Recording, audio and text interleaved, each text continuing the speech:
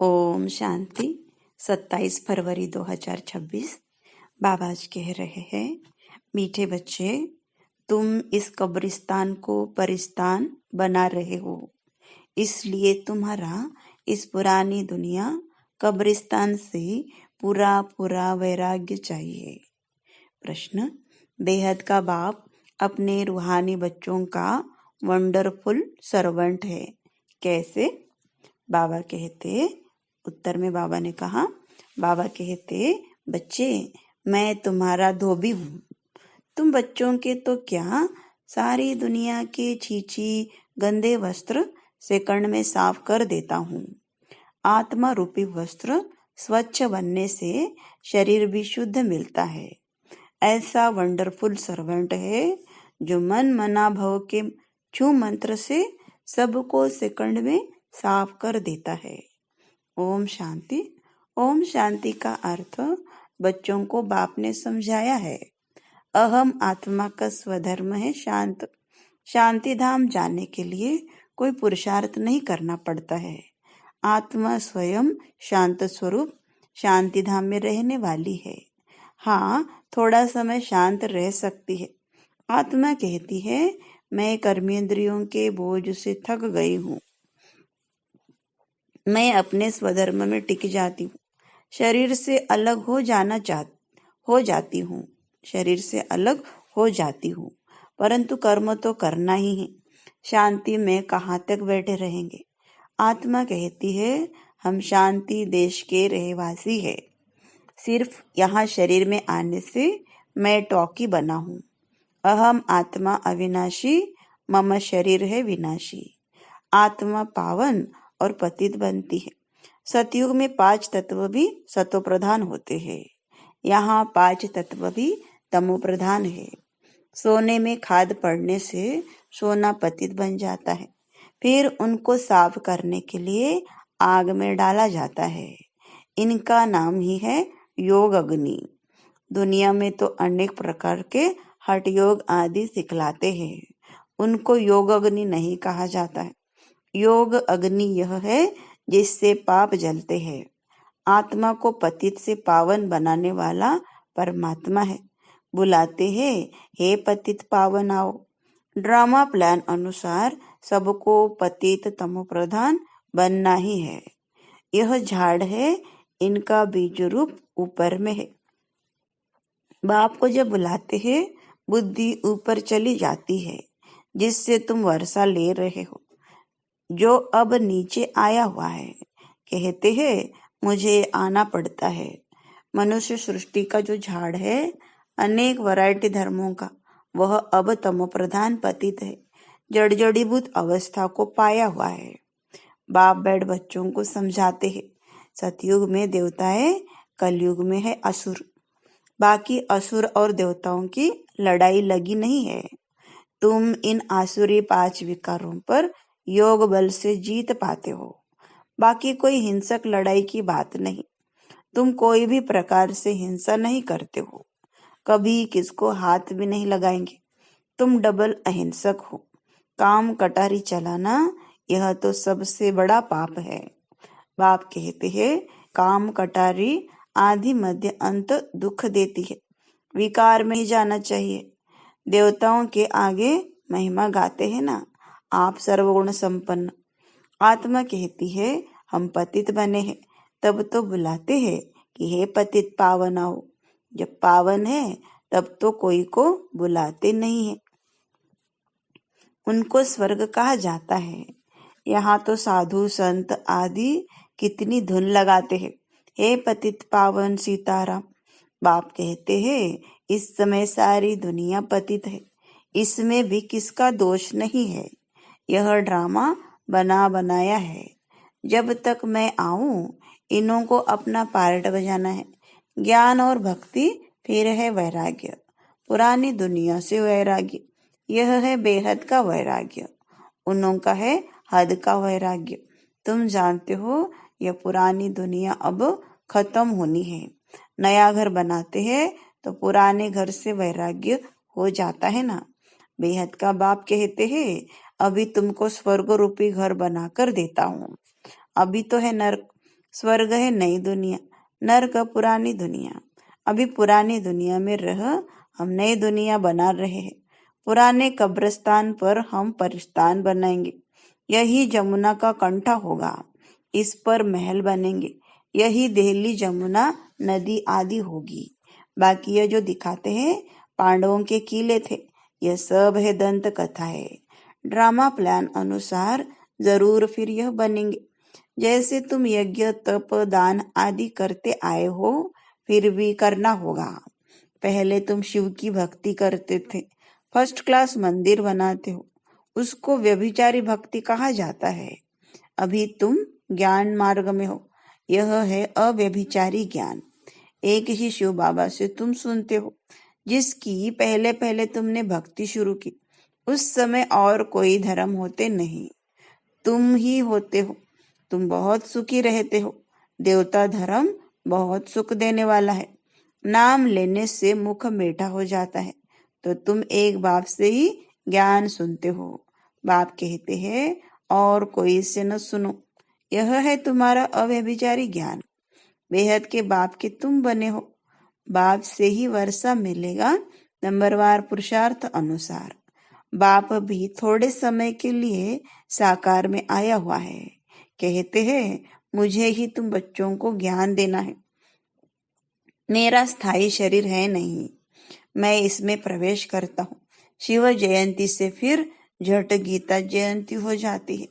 उनसे ही ज्ञान शुरू कर देते हैं। यह रूहानी विद्या तुमको सुप्रीम रूह ही दे रहे हैं। पानी की बात नहीं, पानी को थोड़े ही ज्ञान कहेंगे। पतित से पावन ज्ञान से बनेंगे, पानी से थोड़े ही पावन बनेंगे। नदियां तो सारी दुनिया में ही है ही। यह तो ज्ञान सागर बाप आते हैं, इसमें प्रवेश कर नॉलेज सुनाते हैं। यहाँ जब कोई मरते हैं तो मुख में गंगा का जल डालते हैं। समझते हैं यह जल है पतित से पावन बनाने वाला, तो स्वर्ग में चला जाएगा। यहाँ भी गौमुख पर जाते हैं। वास्तव में गौमुख तुम चैतन्य हो। तुम्हारे मुख से ज्ञान अमृत निकलता है। गौ से दूध मिलता है। पानी की तो बात नहीं, यह अभी तुमको पता पड़ा है। तुम जानते हो ड्रामा में जो एक बार हो गया वह फिर 5000 वर्ष के बाद होगा। वो बहु रिपीट। यह बाप बैठ समझाते हैं, जो सभी का सदगति दाता है। अभी तो सब दुर्गति में पड़े हैं। आगे तुम नहीं जानते थे कि रावण को क्यों जलाते हैं। अभी तुम समझते हो बेहद का दशहरा होना है।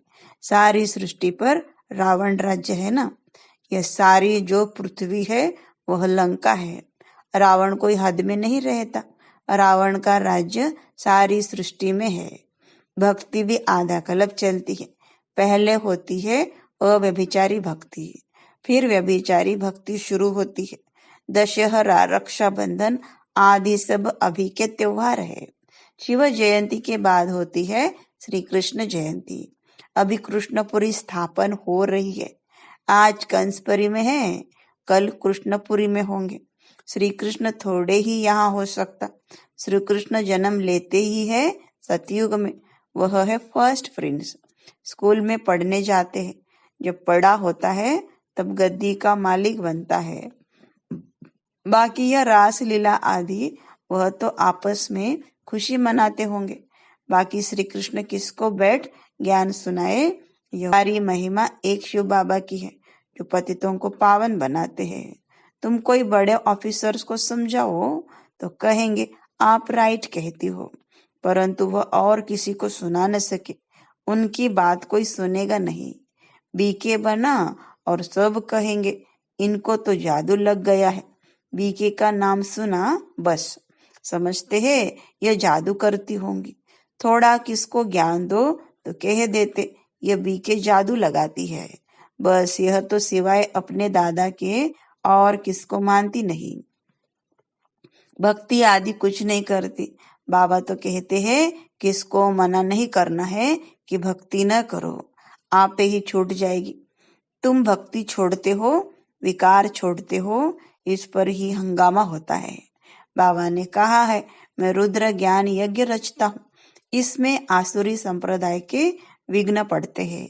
यह है शिव बाबा का बेहद का यज्ञ, जिसमें मनुष्य से देवता बनते हो। गाया हुआ भी है, ज्ञान यज्ञ से विनाश ज्वाला प्रज्वलित हुई। जब पुरानी दुनिया विनाश हो तब तो तुम नई दुनिया में राज्य करेंगे। मनुष्य कहेंगे, हम कहते हैं शांति हो, और यह बीके कहती है विनाश हो। बाप समझाते हैं, यह सारी पुरानी दुनिया इस ज्ञान यज्ञ में स्वाहा हो जाएगी। इस पुरानी दुनिया को आग लगनी है, नेचुरल कैलेमिटीज भी आएंगी, विनाश तो होना ही है। सरसों मुहाफिक सब मनुष्य पीस कर खत्म हो जाएंगे, बाकी आत्माएं बच जाएंगी। यह तो कोई भी समझ सकते हैं, आत्मा अविनाशी है। अभी यह बेहद की होलिका होनी है, जिसमें शरीर सब खत्म हो जाएंगे, बाकी आत्माएं पवित्र बन चली जाएंगी। आग में चीज शुद्ध होती है ना, हवन करते हैं शुद्धता के लिए। वह सब है जिस्मानी बातें।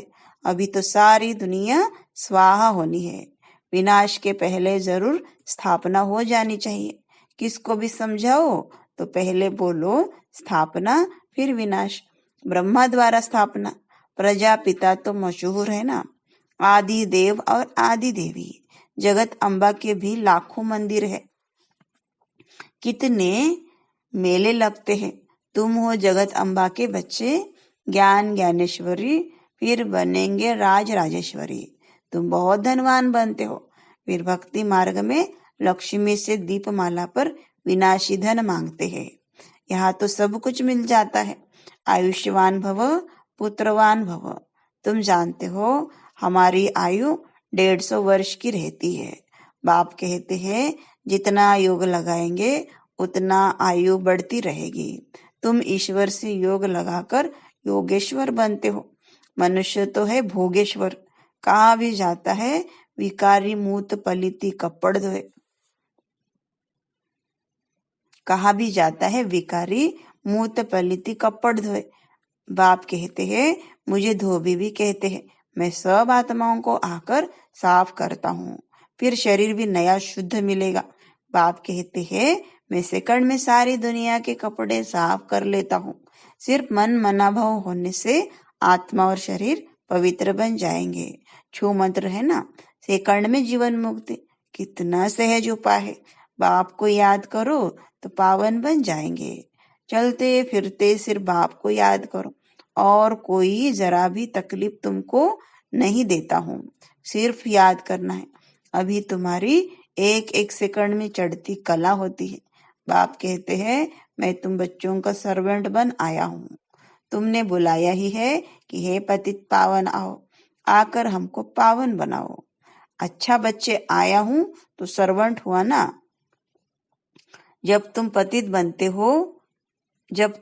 बने हो तभी जोर से चिल्लाते हो, अब मैं आया हूँ। मैं कलब कलब आकर तुम बच्चों को यह मंत्र देता हूँ, मुझे याद करो तो तुम पावन बन जाएंगे। मन मनाभव का अर्थ भी है मन मनाभव मध्याजी भव, अर्थात बाप को याद करो तो विष्णुपुरी के मालिक बनेंगे। तुम आए ही हो विष्णुपुरी का राज्य लेने। रावणपुरी के बाद है विष्णुपुरी, कंसपुरी के बाद कृष्णपुरी। कितना सहज समझाया जाता है। बाप कहते हैं इस पुरानी दुनिया से ममत्व मिटा दो। अभी हमने 84 जन्म पूरे किए हैं। ये पुराना चोला छोड़कर हम जाएंगे नई दुनिया में। याद से ही तुम्हारे पाप कट जाएंगे, याद से ही तुम्हारे पाप कटते जाएंगे। इतनी हिम्मत करनी चाहिए। वह तो ब्रह्म को याद करते हैं, समझते हैं ब्रह्म में लीन हो जाएंगे, परंतु ब्रह्म तो है रहने का स्थान। वो लोग तपस्या में बैठ जाते हैं, हम ब्रह्म में जाकर लीन हो जाएंगे, परंतु वापिस तो कोई जा नहीं सकते हैं। ब्रह्म से योग लगाने से पावन तो बनेंगे नहीं, एक भी जा न सके। पुनर्जन्म तो लेना ही है। बाप आकर सच बतलाते हैं, सचखंड सच्चा बाबा स्थापन करते हैं। रावण आकर झूठ खंड बनाते हैं। अभी यह है संगम युग, इसमें तुम उत्तम से उत्तम बनते हो, इसलिए इनको पुरुषोत्तम कहा जाता है। तुम कौड़ी से हीरे जैसा बनते हो, यह है बेहद की बात। उत्तम से उत्तम मनुष्य है देवताएं, तो अभित पुरुषोत्तम संगम युग पर तुम बैठे हो। तुमको पुरुषोत्तम बनाने वाला है ऊंचते ऊंच बाप। ऊंचते ऊंच स्वर्ग का वर्षा तुमको देते हैं, फिर यह तुम भूलते क्यों हो? बाप कहते हैं मुझे याद करो, बच्चे कहते हैं बाबा कृपा करो तो हम भूले नहीं। यह कैसे हो सकता? बाबा के डायरेक्शन पर चलना है ना। बाप कहते हैं मुझे याद करो तो तुम पतित से पावन बन जाएंगे। राय पर चलो ना, बाकी आशीर्वाद क्या करूं? अच्छा, मीठे मीठे सिखलते बच्चों प्रति माता पिता बाप दादा का याद प्यार और गुड मॉर्निंग। रूहानी बाप की रूहानी बच्चों को नमस्ते। हम रूहानी बच्चों की रूहानी बाप दादा को याद प्यार, गुड मॉर्निंग और नमस्ते। धारणा के लिए मुख्य सार है, पहली पॉइंट, बाप के हर डायरेक्शन पर चलकर स्वयं को कौड़ी से हीरे जैसा बनाना है। एक बाप की याद में रह स्वयं के वस्त्रों को स्वच्छ बनाना है। दूसरा, अब नए घर में चलना है, इसलिए इस पुराने घर से बेहद का वैराग्य रखना है। नशा रहे कि इस पुराने कब्रिस्तान पर हम परिस्तान बनाएंगे। वरदान, रहम की दृष्टि द्वारा घृणा दृष्टि को समाप्त करने वाले नॉलेजफुल भव।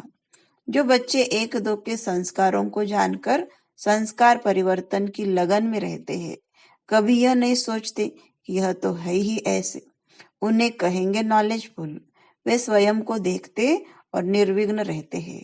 उनके संस्कार बाप के समान रहमदिल के होते हैं। रहम की दृष्टि घृणा की दृष्टि को समाप्त कर देती है। ऐसे रहमदिल बच्चे कभी आपस में खिटखिट नहीं करते, वे सपूत बनकर सबूत देते हैं। स्लोगन, सदा परमात्मा चिंतन करने वाले ही बेफिक्र बादशाह है, उन्हें किसी भी प्रकार की चिंता नहीं हो सकती। ओम शांति।